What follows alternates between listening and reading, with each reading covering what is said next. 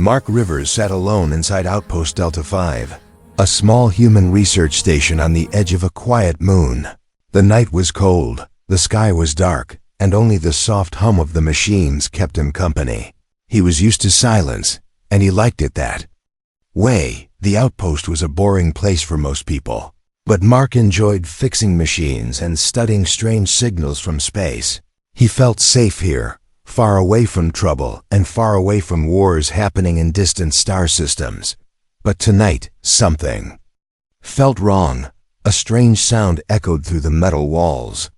It was soft at first, almost like scratching. Mark looked up from his tools and listened carefully. There it was again, a quick scrape, then another.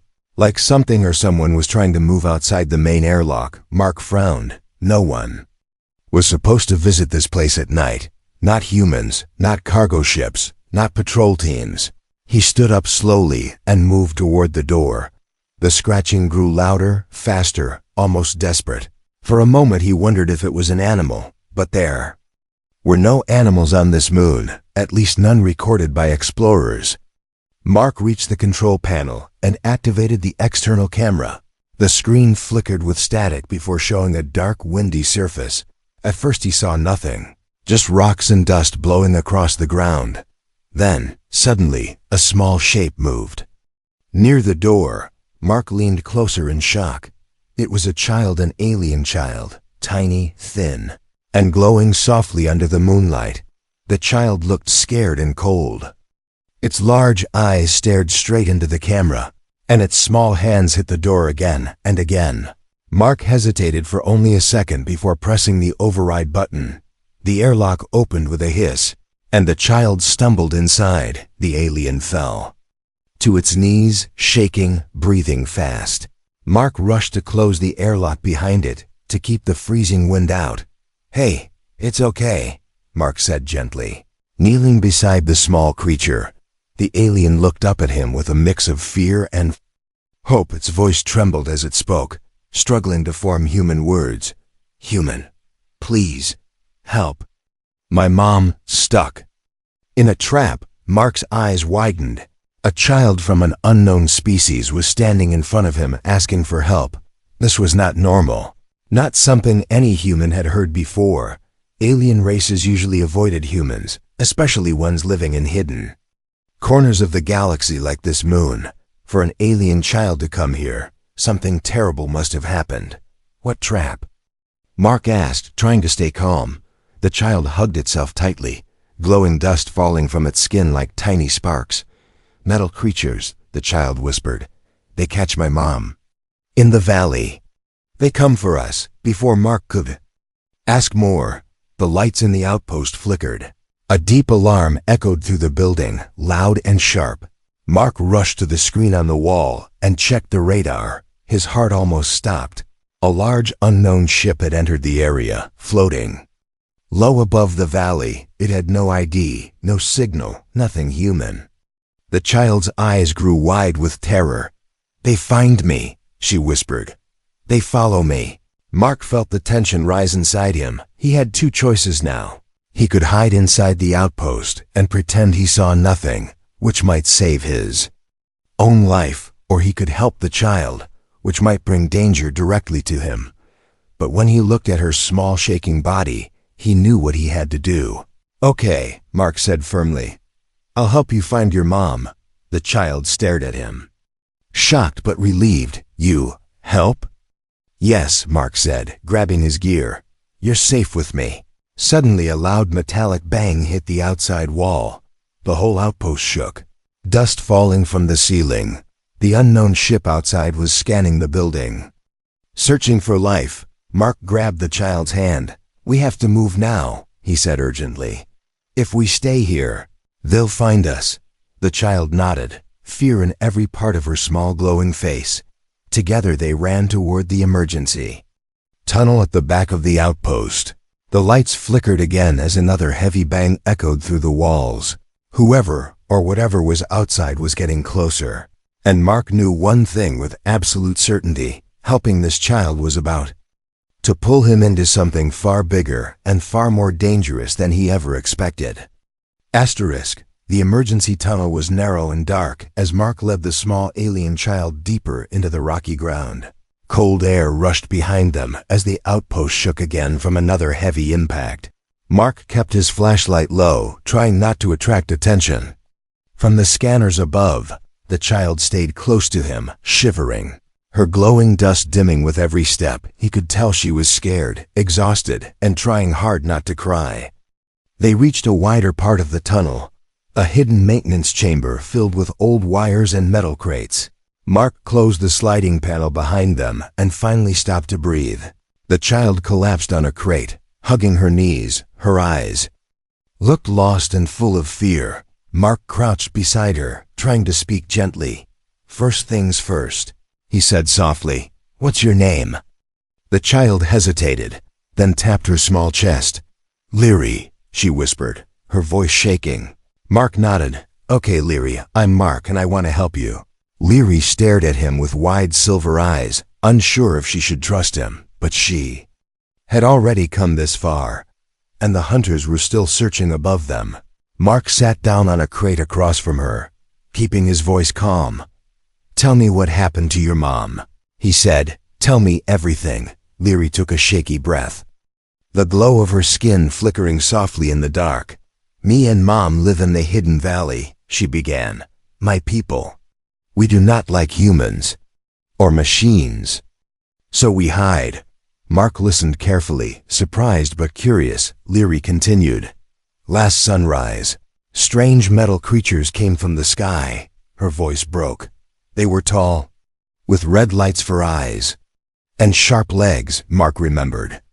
The mechanical bang against the outpost wall. "The hunters," he thought.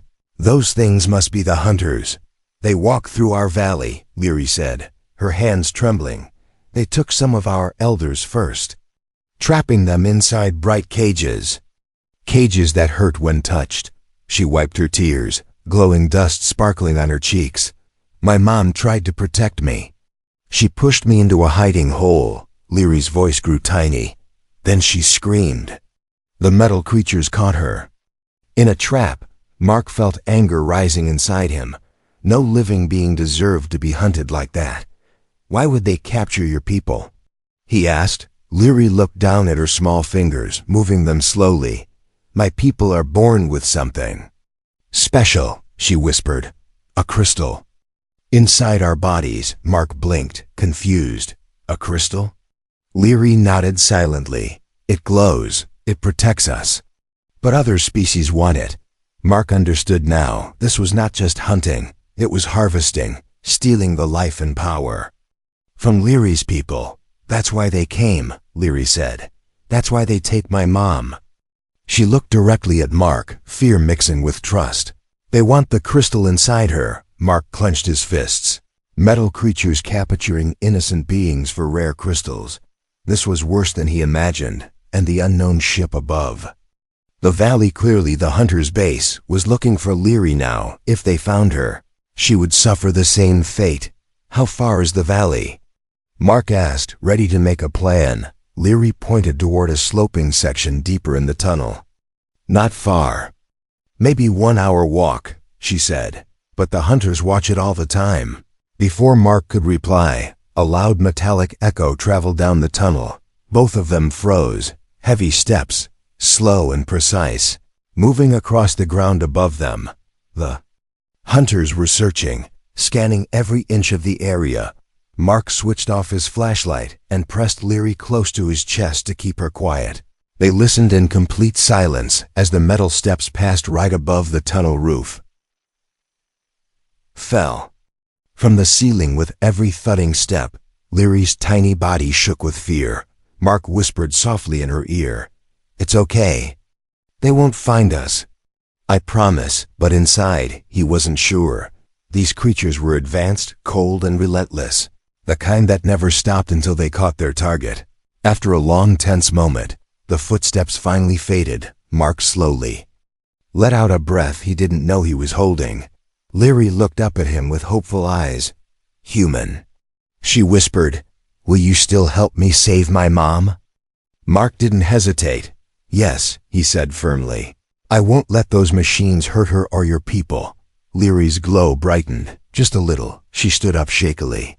Ready to move again, Mark grabbed his pack, checked his tools, and tightened his gloves. He knew he was walking into danger. He knew the valley would be full of traps, hunters, and deadly machines. But he also knew one thing with absolute certainty. He could not let a child face this alone. Let's go, Mark said, opening the next tunnel door. Leary took his hand, her glow guiding the way forward. And together, they stepped deeper into the darkness, toward the valley, the trap, and the truth waiting for them. Mark and Leary stepped out of the hidden tunnel and entered a narrow canyon path that led toward the open wild zone. Cold wind rushed through the rocks, carrying sand and tiny glowing particles that floated like fireflies. The moon above was half covered by moving clouds, giving the land a strange silver glow. Mark adjusted the straps on his gear and checked the scanner on his wrist.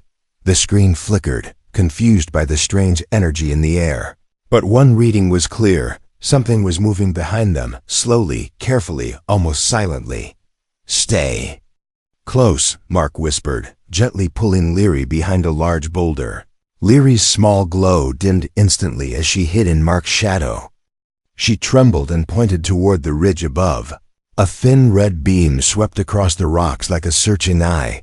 Mark froze, his breath turning cold in his throat. The hunters were scanning the canyon, and the two of them had very little time. The red beam passed just a few feet from their position. A single move, a single sound, and they would be discovered. Mark waited until the beam moved away before signaling Leary to follow. They crouched low and continued deeper into the canyon, moving between tall stones and sharp crystal roots growing from the ground. Every root glowed faintly, lighting their path with ghostly light. Leary stepped carefully, touching a root with her hand for comfort. Our land protects us, she whispered softly. The roots listen. Mark didn't fully understand but nodded. Right now, he needed every bit of help they could get. As they reached the mouth of the canyon, the land opened into a wide area filled with strange glowing plants. Tall misty trees and thick fog. It looked beautiful, almost magical. But Mark knew beauty often hid danger. What is this place? He asked. Leary looked around with sad eyes. The wild zone, she said. A place even we fear. Mark scanned the surroundings. The air shimmered with energy, and the plants looked alive too alive. Long leaves swayed even though there was no wind. Soft whispers echoed from the fog like distant voices. Mark swallowed. We have to go through it? Leary nodded. Hunters do not enter here. They are afraid of the creatures. Mark raised an eyebrow. Creatures? Leary didn't answer. Instead, she took Mark's hand and led him deeper into the glowing forest. As they walked, Mark felt eyes watching them from between the thick mist. He tightened his grip on his tool blade. The forest floor was soft and warm, almost like living skin. Every step made a faint hum. Leary seemed used to it, but Mark felt uneasy. Suddenly something large moved in the fog. A shadow passed quickly, then disappeared. Mark stopped and aimed his small flashlight at the mist, but the beam broke apart as if the fog absorbed it. Don't shine lights, Leary whispered urgently. The wild ones do not like it, Mark put the flashlight away and kept moving. He heard rustling behind them, then on their right, then above. Something was following them, or many things. Shapes moved at the edge of visibility, tall, thin, crawling on multiple legs, but none came close, none attacked. They only watched, Mark whispered. Why don't they attack you? Leary pointed to the glowing crystal roots above them. They protect their own, she said. My people grow from the same land, but you are different, Mark gulped. So they might attack me? Leary didn't speak, which was enough of an answer.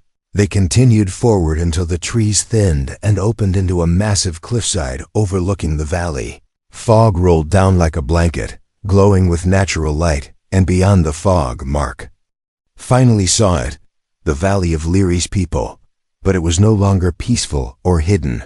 Energy cages glowed bright in the darkness, trapping several alien figures inside. Tall metal hunters moved like silent giants between the rock walls. Their red scanners flashed as they checked every cage. Large machine towers stood in the center, drilling into the ground and shooting sparks into the air. Mark's heart twisted in anger and shock. This was no small mission. This was a full harvesting operation. Leary's voice cracked with pain. "Mom is in the far cage," she whispered, pointing to a glowing prison at the bottom of the valley.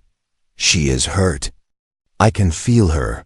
But before Mark could respond, his scanner beeped sharply. He looked down, and his blood ran cold. Multiple red signals were moving toward their location, not from behind, not from ahead, but from above.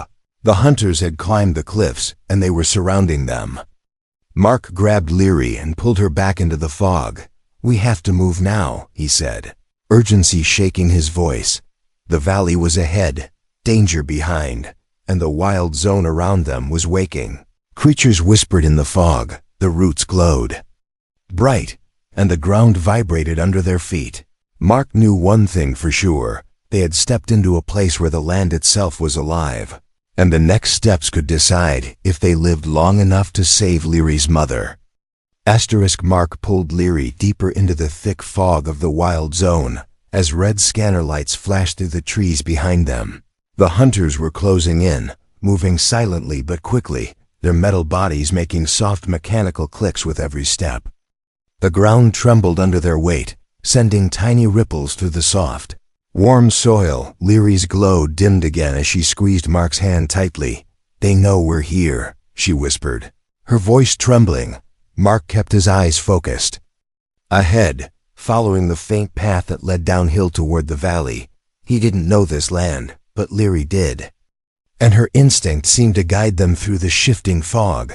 Every few seconds, strange shadows moved beside them, watching, waiting. The wild creatures of the forest never touched Leary, but Mark felt their attention on him like cold breath.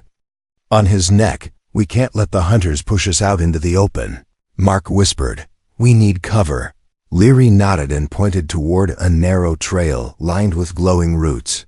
"This way," she said, pulling him quickly. The path curved around a large stone arch, and suddenly the fog thinned, opening into a high cliff that overlooked the valley more clearly. Mark crouched behind a rock and scanned the area. The sight below made his stomach twist. Dozens of glowing energy cages were spread across the valley floor, each holding one or more of Leary's people. Their bodies glowed weakly, drained by the prison energy surrounding them. Tall metal hunters walked between the cages, their heads turning in slow, precise motions, searching for intruders. In the center of the valley stood a massive machine tower, humming with a deep, cold sound. Blue sparks shot from the top as drills dug into the ground, pulling crystal energy into the machines. Leary swallowed hard, her eyes full of pain. "There," she whispered, pointing toward a cage near the far rock wall. Mark followed her gaze and saw a larger glowing figure lying weakly inside a tall cage.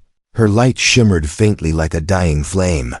"That is my mom," Leary said, voice cracking. "She is still alive." "But the cage hurts her." Before Mark could reply, a loud metallic crack echoed from the cliff above them. He looked up and saw the blinking red eyes of two hunters climbing down the rocks toward them. "We have to move," Mark said quickly. Grabbing Leary's wrist, they slid behind another rock and followed a narrow ledge along the cliffside. Trying to stay out of sight, the ledge grew smaller, narrowing until only one person could walk at a time. Below them, the valley floor looked far and dangerous. One slip and they'd fall right into the center of the hunter's operation. Mark stepped carefully, keeping his balance while shielding Leary from the edge. As they rounded the cliff, they reached a hidden dip in the rock that opened into a sheltered area. And there, right in front of them, stood a large mechanical creature unlike the others. It had 6 razor-sharp legs, a long tail made of metal plates, and glowing white eyes that tracked movement. Its body was covered in black armor, and its claws sunk deep into the ground. The air around it felt heavy, as if the creature was pulling the energy from everything nearby. "What is that thing?" Mark whispered, frozen in shock. Leary's voice dropped to a whisper filled with fear. "The guardian beast," she said. "The hunters use it to protect the cages. Nothing gets past it." The beast lifted its head, sniffing the air like an animal. A low growl vibrated through the ground. Mark pulled Leary behind a section of rock as the beast turned its head sharply. Sensing something, its glowing eyes scanned the area, pausing dangerously close to their hiding place. Mark stayed completely still, controlling his breathing. He knew one thing: if the beast spotted them, they wouldn't stand a chance in a direct fight. Even a fully armed human soldier would struggle against something like this, and Mark had only his tools and quick thinking. After a tense moment, the beast lowered its head again. Guarding the path to the cages, Mark peeked around the rock and studied the area. He noticed a buried panel near the beast's tail, partially covered by dirt and rocks. It looked like a control core, possibly linked to the cage's energy system. If he could reach it, maybe he could disable the prison and free Leary's mother. But to get there, he would have to crawl right past the beast. Leary touched his arm with shaking hands. "Mark, that creature is dangerous," she whispered. "Please be careful." Mark looked into her frightened eyes and nodded. "I'll find a way," he said. "I promise." He studied the rocks around them and spotted a narrow opening under the cliff. If he could reach that, he might be able to distract the beast long enough to get to the control core. But they were running out of time.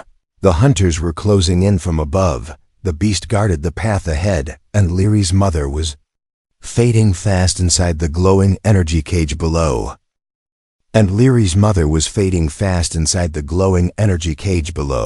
Mark steadied his breath, preparing himself. There was only one path forward, and it led straight into danger. Mark stared at the guardian beast as it guarded the path. Like a silent metal monster, its claws scraped the ground slowly, making a sharp ringing sound that echoed through the cliff. The glowing energy inside its body pulsed like a cold heart. Leary clung to Mark's sleeve, her small body trembling with fear. "Mark, please don't go near it," she whispered, her voice barely a breath. Mark placed a steady hand on her shoulder. "I have to," he said softly. "Your mom does not have much time."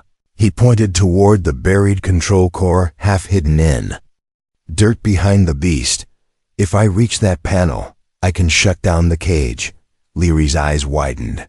"But the beast will hear you, smell you, see you." Mark swallowed but didn't step back. "Then we make sure it sees something else first," he said, determination rising in his voice. He opened his pack and pulled out a bright red flare stick. It was one of the emergency flares he always carried during repairs. He clicked the tube, and it burst into fierce red light, spraying sparks that bounced across the rocks. Leary gasped quietly as Mark rolled the flare across the ground. The bright burning stick crackled loudly as it hit a rock near the beast. The guardian beast's head jerked up instantly. Its white eyes glowed brighter, with a sharp metallic roar. It lunged toward the flare, smashing the stones beneath it with its powerful legs. The sparks fascinated it, drawing its attention completely. Mark knew he had only a few seconds before the distraction wore off. "Stay hidden," he whispered to Leary, then began crawling toward the buried panel. The ground was rough and warm beneath his hands, humming with strange energy from the valley. Rocks dug into his elbows and knees as he pulled himself forward, inch by inch. He could feel the beast's movements, each stomp sending vibrations through the soil. He didn't dare look up, he just kept crawling, one slow breath at a time. Behind him, Leary pressed herself into a crack in the cliff wall, praying silently with her glowing fingers wrapped around a crystal root. Her heart pounded with fear and hope. She watched as Mark moved closer to danger than any human ever should. Mark reached the buried panel and wiped away the loose dirt with shaking hands. The small metal surface flickered with blue lights. He pulled open the cover and stared at the tangled wires and energy circuits. He understood some parts, but others seemed alien. Still, he had no choice. He had repaired damaged systems in war zones before. He had patched dying ships while explosions shook the hull. He could do this. He had to. He took out his multi-tool and began working, carefully cutting one wire, joining another, redirecting the energy flow. But the system started to overload quickly. The circuits sparked wildly, sending small shocks into his fingers.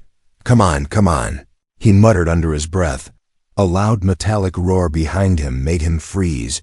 He looked back slowly. The flare had burned out. The guardian beast was turning, and its glowing white eyes were now fixed on him. Leary let out a small cry from her hiding place. "Mark, hurry," she whispered desperately. But Mark already felt the pressure building. His hands moved faster, ignoring the sharp pain from the shocks. He twisted two wires together, pressed a final switch, and hoped for the best. The panel beeped. A deep humming sound shook the valley. The energy cages around the valley flickered, crackled, and then collapsed. A storm of bright blue sparks shot into the air as the cage around Leary's mother dissolved into glowing dust. The trapped alien woman collapsed weakly onto the ground, her faint glow flickering with relief and exhaustion. Leary gasped and covered her mouth, tears forming instantly. But Mark didn't get a chance to celebrate, because the guardian beast let out the loudest roar, yet a roar filled with rage and fury. It sprinted toward Mark, claws slashing the air. Mark rolled away just in time, the metal legs crashing where he had just been lying. The impact shook the entire cliffside. Mark scrambled to his feet. Breathing hard, the beast struck again, its tail cutting through a stone pillar like it was paper. Mark dodged, his heart racing. He had no weapon strong enough to fight this thing, but he could outthink it. He had to. "Mark!" Leary cried, stepping out despite her fear. Her eyes were wide, glowing brightly. "Mom is free," she said. "Now you must run." But Mark shook his head. "No," he said. "I'm not leaving without both of you." The guardian beast charged. Again, faster this time, Mark grabbed the broken panel cover and used it as a shield. The beast's claws slammed into it, sending Mark crashing backward. Pain shot through his arm, but he forced himself up. He wasn't done. He had freed Leary's mother. Now he had to keep them alive. Asterisk. The guardian beast charged at Mark with thunderous force, its metal legs crushing rocks beneath its weight. Mark stumbled backward, gripping the broken panel cover like a fragile shield. His arm burned with pain, and dust filled his lungs as he tried to catch his breath. The beast roared again, the sound echoing across the valley walls like a storm made of metal. Leary screamed Mark's name, her voice shaking with fear, but Mark raised a hand signaling her to stay hidden. He couldn't let anything happen to her or her mother now. The beast lunged and Mark dove to the side. Rolling across the rocky ground, the creature's claws slammed into the dirt where he had stood seconds ago, sending shards of stone flying like knives. Mark scrambled up and ran toward a large boulder, breathing hard. The beast followed, its glowing eyes locked onto him with cold hunger. He could feel the heat of the energy inside it, burning like fire trapped in metal skin.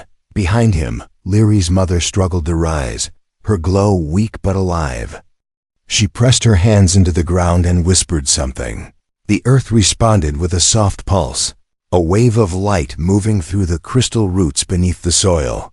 But she was too weak to fight. The energy cage had drained most of her strength. Still, she lifted her head, watching Mark with desperate hope. Mark ducked behind the boulder just as the beast crashed into it from the other side. The impact split the rock in two, sending dust clouds into the air. Mark gulped, his heart pounding like thunder. "I can't fight this thing," he muttered. "But maybe I can outsmart it." He looked up and saw several metal towers in the valley, still humming with stolen crystal energy. An idea formed in his mind, dangerous, but possible. If he could lure the beast toward one of the towers and overload its energy, it might stun or disable the creature. But he had to get its attention first. The beast growled, searching for him, moving its head left and right. Mark stepped out from behind the shattered boulder and waved both arms. "Hey! Over here!" he shouted, hoping the creature understood the challenge. The beast spun toward him, eyes blazing. It let out a roar that shook the ground and charged again. Mark ran, leaping over rocks, ducking under crystal branches, pushing his bruised body forward with pure adrenaline. He headed straight toward the closest tower, its blue sparks lighting the air like lightning trapped in a cage. Leary watched in horror as Mark led the beast into the heart of the valley. Human. "Please be safe," she whispered, holding her mother tightly. Her small glow flickered with fear and hope at the same time. Mark reached the tower just in time, skidding to a stop beneath its massive steel frame. The beast lunged at him with terrifying speed. Mark waited until the last possible second, then rolled behind the energy coils. The beast's claw hit the tower instead, sending a shockwave through the machine. Blue sparks exploded outward, and the beast stumbled, confused by the sudden surge of energy. "Come on," Mark whispered. "Just a little more." He grabbed a loose metal rod from the ground and jammed it into the tower's exposed wires. A violent burst of light shot out, crackling like thunder. Across the valley, the tower overloaded, and the energy burst slammed into the beast, sending it crashing backward.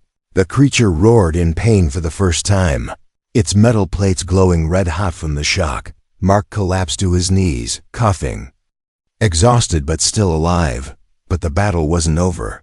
The beast rose slowly, its legs shaking, its eyes dimming, then brightening angrily. It wasn't defeated. It was furious. Before it could attack again, Leary's mother raised her trembling hand toward the sky. Her glow flickered brightly, stronger than before. "Mark, move," she whispered weakly, her voice shaking the air like wind through crystal leaves. Mark crawled away from the tower as a soft light spread across the valley floor. The crystal roots began to glow brighter, responding to Leary's mother's call. The beast roared and charged at her, sensing the source of power. But the ground beneath it suddenly shifted. Crystal roots spiraled upward, wrapping around its legs like glowing vines. Slowing it down, Mark watched in awe as the roots pulled tighter and tighter. But the beast fought hard, snapping the roots with its metal claws. It was too strong for the roots alone. Then Leary stepped forward, her small hands glowing bright. She lifted them toward her mother, sending her own light into the roots. The glow doubled, turning pure white. Mark shielded his eyes as the valley lit up like a second sunrise. The guardian beast roared one final time before the combined crystal energy surged upward. A massive pulse exploded outward, blinding and powerful. When the light faded, the beast collapsed, its body still and empty, its eyes dark, its energy gone. Mark stared in disbelief. Leary fell to her knees, exhausted. Her mother collapsed beside her, breathing weakly but alive. The beast was defeated. The hunters were losing their power, but the fight was not over yet. The valley still held dangers. And the biggest truth was still hidden. The valley lay silent. After the explosion of crystal light, the guardian beast no longer moved. Its metal body cracked like broken armor. Blue smoke drifted from its joints, fading into the cold night air.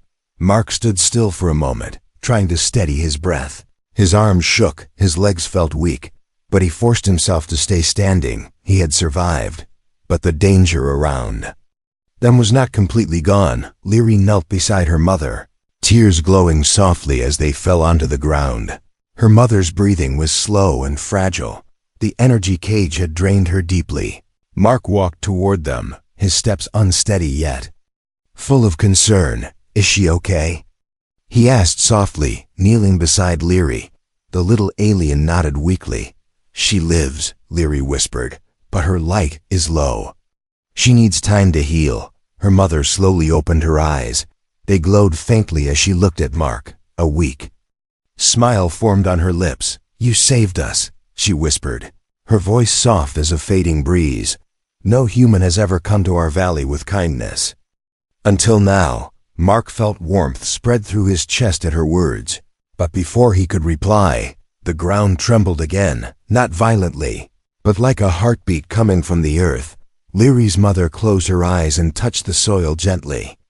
"The land hears us," she murmured. "It knows we are free, all around them."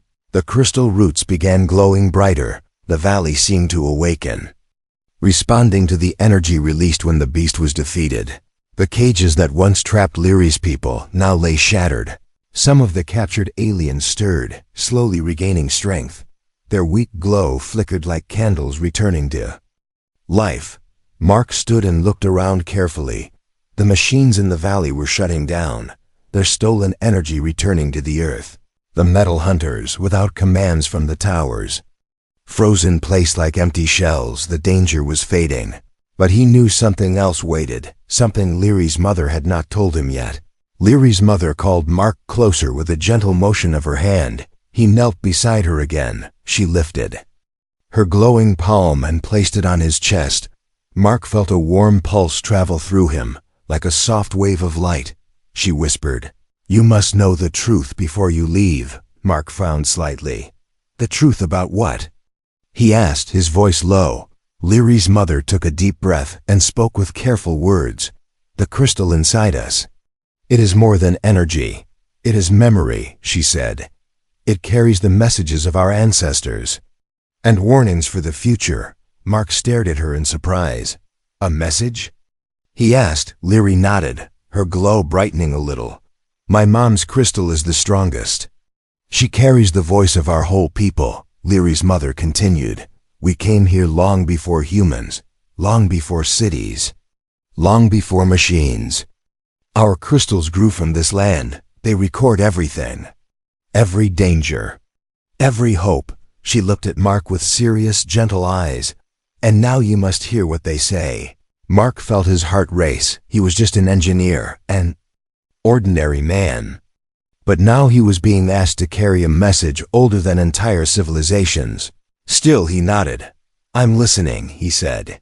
Leary's mother lifted her hand again. A beam of soft light touched Mark's forehead.